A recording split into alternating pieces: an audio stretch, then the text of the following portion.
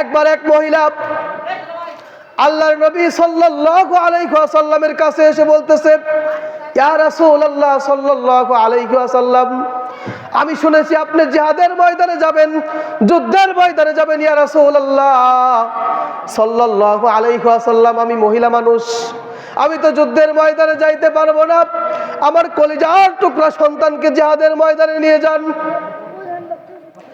আল্লাহর নবী বিশ্ব নবী সাল্লাল্লাহু আলাইহি ওয়াসাল্লাম বলল, মা, আমরা তো যুদ্ধের ময়দানে ব্যস্ত থাকবো, যুদ্ধ করায় লিপ্ত থাকবো, তোমার এই সন্তানকে কিভাবে জিহাদের ময়দানে নিয়ে যাব? এই ছোট্ট দুধের শিশুকে জিহাদের ময়দানে নিয়ে কি করব? প্রশ্ন আসে না? দুধের বাচ্চা জিহাদের ময়দানে নিয়ে কি করব?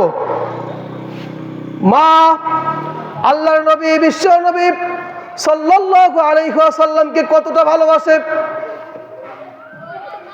মহিলা বলতেছে, ইয়া রাসূলুল্লাহ, ইয়া হাবিবাল্লাহ সাল্লাল্লাহু আলাইহি ওয়াসাল্লাম, আমার স্বামী ঘরে প্যারালাইসিসের রোগী পড়ে আছে, সে তো জিহাদের ময়দানে যাইতে পারবে না।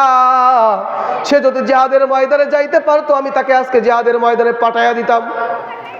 ইয়া রাসূলুল্লাহ, ইয়া হাবিবাল্লাহ, আমি যদি পুরুষ মানুষ হইতাম, আমিও জিহাদের ময়দানে চলে যেতাম। ইয়া রাসূলুল্লাহ, আমি জানি এই ছোট্ট সন্তানকে জিহাদের ময়দানে নিয়ে কোনো লাভ নাই।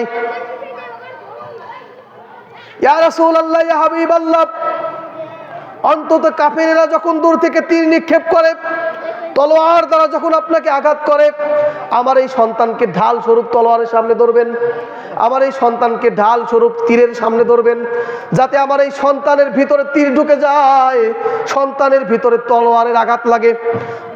আমি মা এটা সহ্য করতে পারবো ইয়া রাসূলুল্লাহ, কিন্তু আপনার গায়ে যদি একটা আঘাত লাগে আমি সহ্য করতে পারবো না।